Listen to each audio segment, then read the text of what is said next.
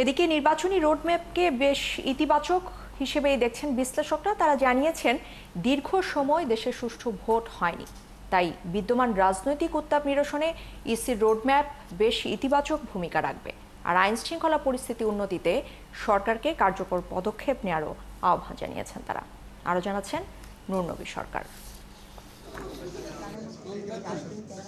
দেশ এখন নির্বাচনমুখী মহাসড়কে। ত্রয়োদশ জাতীয় সংসদ নির্বাচনের পথনকশা বা রোডম্যাপ ঘোষণা করেছে ইসি।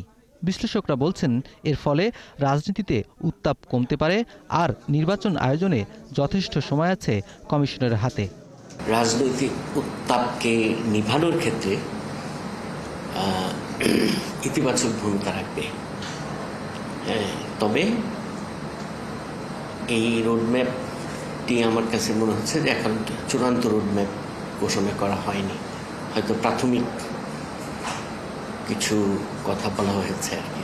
যেহেতু ফেব্রুয়ারিতে নির্বাচন ঘোষণা করা মানে নির্বাচন হওয়ার কথা, অনুষ্ঠিত হওয়ার কথা, সেহেতু সে তার সময়সীমাগুলো বিভিন্ন কাজের সময়সীমাগুলো ডিক্লেয়ার করছে। এটা নির্বাচন কমিশনের কাজ। কিন্তু সরকার যদি ঠিক থাকে এবং ইলেকশন কমিশন যদি ঠিক থাকে, তারা নির্বাচন করবে, তাহলে নির্বাচন করে ফেলতে পারে। আমার কাছে মনে হয় যে ডায়লগটা করলে পলিটিক্যাল পার্টিগুলো খুশি হবে, হ্যাপি হবে। ইলেকশনটা কীভাবে হবে, যেহেতু এক ধরনের অনিশ্চয়তার কথা আপনি বলছেন, কেউ কেউ প্রশ্ন করছে দেশের বাইরে। সো এই জিনিসগুলো আমার কাছে মনে হয় এটা দিয়ে কাটিয়ে উঠতে পারবে। দেশে আইন শৃঙ্খলা পরিস্থিতি এখনও চ্যালেঞ্জিং।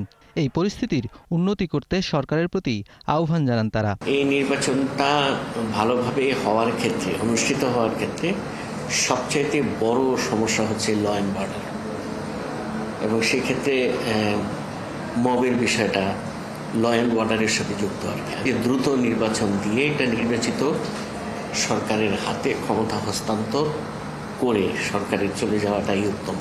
তা যেহেতু নির্বাচন কমিশন নির্বাচনের রোডম্যাপ দিয়ে দিয়েছে, এখন দ্রুত আইন শৃঙ্খলা পরিস্থিতি ঠিক করতে হবে। ইলেকশন কমিশনের নিজস্ব জনবল আছে এবং যারা মাঠে আছে তারা তো নির্বাচন করেছে। সো আমার কাছে মনে হয় এটা বড় চ্যালেঞ্জিং কোনো কাজ হবে না। বাট এখানে একটা বড় জিনিস হচ্ছে নির্বাচন কমিশনের মনিটরিং। গণতান্ত্রিক শাসন ব্যবস্থা সবার কাম্য, সেখানে নির্বাচনী হতে হবে, এটাই দেশের জন্য কল্যাণকর বলে মত বিশ্লেষকের। নূর নবী সরকার, ৭১, ঢাকা।